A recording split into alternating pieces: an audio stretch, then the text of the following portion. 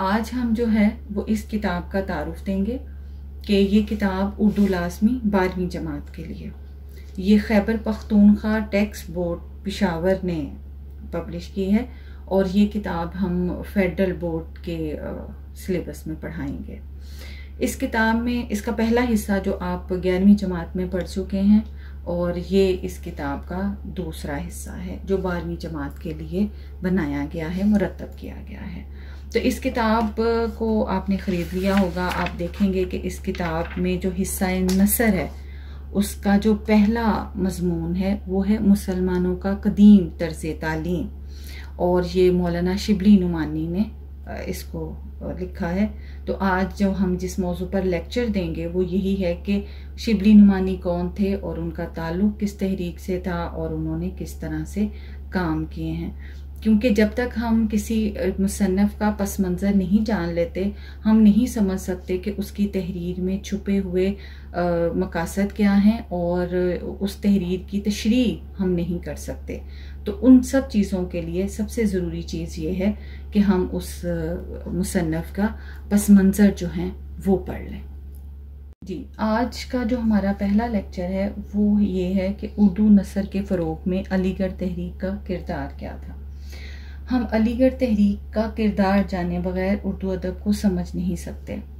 हमें उर्दू अदब में ख़ुसूसन उर्दू नसर में कुछ पहले से तहरीकात भी नज़र आती हैं, जैसे फोर्ट विलियम कॉलेज है या मकातिब गालिब है, लेकिन जो पहली अमली बाकायदा कोशिश की गई वो अलीगढ़ तहरीक थी। इस तहरीक के तहत उर्दू अदब का, उर्दू नसर का दामन बहुत ज़्यादा वसी हो गया था और उर्दू ज़ुबान व अदब ने बहुत ज़्यादा तरक्की की थी। तो अभी हम देखते हैं, और शिबली नुमानी को भी समझने के लिए अलीगढ़ तहरीक को समझना, अलीगढ़ तहरीक का तारुफ जानना और अलीगढ़ के मकासद जानना बहुत ज़रूरी है। तभी हम शिबली की तहरीरों में छुपे हुए मकासद को समझ सकते हैं। ज़ुबान की तरक्की जिन समाजी और सियासी असबाब से वाबस्ता थी उनके ज़ेरे असर इसके दायरे में वुसअत पैदा होती चली। यानी कि अलीगढ़ तहरीक ने ज़ुबान व अदब में जो असबाब थे उनमें वुसअत पैदा की। 18वीं सदी का खात्मा होते होते तारीख ने रंग बदल रही थी। मुगलिया सल्तनत के खंडर पर नई ताकतें अपने राजमहल तामीर कर रही थीं। ईस्ट इंडिया कंपनी के ताजरों ने ऐसे रंगीन जाल बिछाए कि हिंदुस्तान के बदहाल और बदकमाश बादशाह और उमरा के साथ साथ हिंदुस्तान के सारे वसाइल इसमें फंस कर रह गए। चुनाचे शिकस्त खोरदा जागीरदारा निज़ाम तख्ते ताजे बरतानिया की गोद में जा गिरा। अंग्रेज़ों ने अपनी तिजारती और सियासी इस्तेहकाम के बाद ऐसी तालीमी पॉलिसियाँ वज़ा की जिससे इनकी मखसूस मकासद की तकमील हो सके। अब ये जो तालीमी पॉलिसीज़ थी ये अंग्रेज़ों ने अपनी सहूलत के लिए बनाई थी, लेकिन बिला वास्ता तौर पर उर्दू अदब को इसका बहुत फ़ायदा हुआ।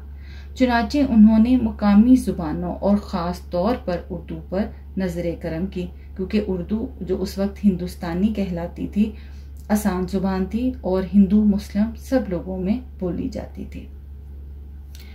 तहजीबी बिसात पर अंग्रेज़ों की फतह और हिंदुस्तानियों की शिकस्त ने हिंदुस्तानियों की इखलाकी, समाजी और इल्मी कदरों को ज़वाल आशना करके इन्हें एहसास ज़िया की दौलत से भी महरूम कर दिया।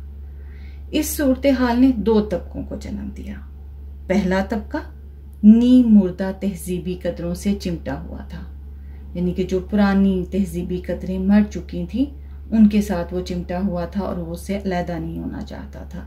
जबकि दूसरा तबका बदलती हुई सूरत हाल में बका का वसीला तलाश कर रहा था, यानी कि जिन लोगों को लगता था कि अब अंग्रेज़ काबज़ हो चुके हैं और किस तरह से अंग्रेज़ जो हैं उनके साथ मुसाहलत करके और सुलह करके तो कैसे आगे तरक्की की जा सकती है। अंग्रेज़ी अहद एक तरह से बरे अजीम की तारीख़ का स्याह दौर करार पाता है। वो कुछ सियासी और माशी और तहजीबी वजूहात थी, मगर इसका एक दूसरा रुख ये है कि हिंदुस्तान में नए अलूम व फ़नून साइंस के जदीद तर्ज़ एहसास और अदबी शऊर को इजहार के करीने मुयस्सर आए।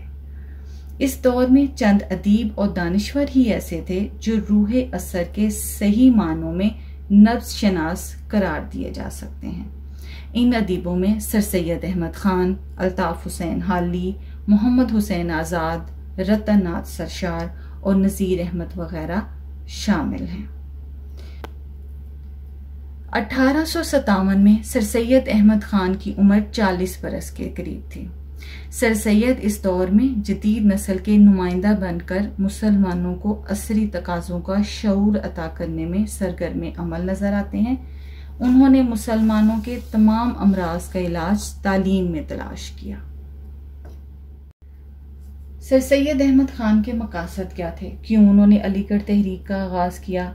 आखिर क्या वजूहात थी और उनके वो मकसद क्या थे? तो हम ये देखते हैं कि मुसलमानों को नए ख्यालात की तरफ माइल किया जाए। पहला मकसद, इन्हें तरगीब दिलाई जाए कि वो बदले हुए मंजर में नई तहजीब के सेहतमंद अनासर को अपने अंदर जज़ब कर सकें। कि उनका ये ख्याल था कि हर चीज को अपने ऊपर हावी कर लेना नहीं है, बल्कि क्या है कि जो सेहतमंद अनासर हैं उनको अपने अंदर जज्ब करना है। ये काम आसान नहीं था। इसका ताल्लुक मुसलमानों की सोच और अंदाज़े फिक्र को बदलने से था। आज के दौर में हमें ये काम आसान लगता है, लेकिन उस दौर में ये बहुत मुश्किल काम था। सर सैयद ने मकसदियत, अफादियत और अकलियत का प्रचार करने के लिए कलम और जुबान से इस तरह जिहाद किया कि वो मुसलमानों के निशाते सानिया की इलामत बन गए थे। इस जिहाद में सर सैयद अहमद खान के साथ शामिल साथी मौलाना अल्ताफ हुसैन हाली, मौलवी नज़ीर अहमद और मौलाना शिबली नुमानी खास अहमियत के हामिल है। और अब हम देखते हैं कि मौलाना शिबली नुमानी के क्या मकासद थे, मौलाना शिबली नुमानी की तहरीर में क्या चीज़ें थीं। मौलाना शिबली नुमानी की तसनीफ़ात का दायरा खासा वसी है। उन्होंने फ़लसफ़ा, अदब, तारीख़, सवानही मज़ामीन, मकातीब वगैरह की सूरत में बेशकदर नसरी सरमाया छोड़ा है। सवाने भी लिखी, तारीख़ भी लिखी। सवाने कहते हैं जो किसी की हालात ज़िंदगी को कलमबंद किया जाता है। शिबली नुमानी की ज़ुबान बड़ी पुरकैफ थी, रवां थी, रंगीन थी और आलमाना शानो शको की हामिल थी। और अलीगढ़ तहरीक और ख़ुसूसन सर सैयद पर जो सबसे बड़ा एतराज़ उनकी ज़ुबान की बेकैफ़ी का होता था, तो शिबली नुमानी की ज़ुबान बहुत पुरकैफ थी, बहुत अच्छी इंशा पर्दाजी। उन्होंने मालूमात हासिल करने के लिए और उनकी नशरो अशात की जिस रवायत का आगाज़ किया, उसकी अहमियत आज भी मुसल्लमा है। इनकी इबारत मुख्तसर और पुरजोश है, तहरीर में रवानी और दिलकशी है। वो अपनी बात को मंतकी इस्तदलाल और अक्ली दलाइल से साबित करते हैं। इनको उर्दू का पहला मौर्रख होने का एजाज़ भी हासिल है। उनका सबसे बड़ा कारनामा सीरतुन नबी है। अगरचे वो इस तसनीफ़ को अपनी ज़िंदगी में मुकम्मल ना कर सके और उनकी वफ़ात के बाद उनके होनहार शागिर्द सुलेमान नदवी ने इसकी तकमील की। इसकी कुल 7 जिल्दें हैं और ये जो थी ये उनकी ज़िंदगी में मुकम्मल ना हो सकी और उनकी वफ़ात के बाद जो है उनके शागिर्द ने ये किताब मुरतब की थी।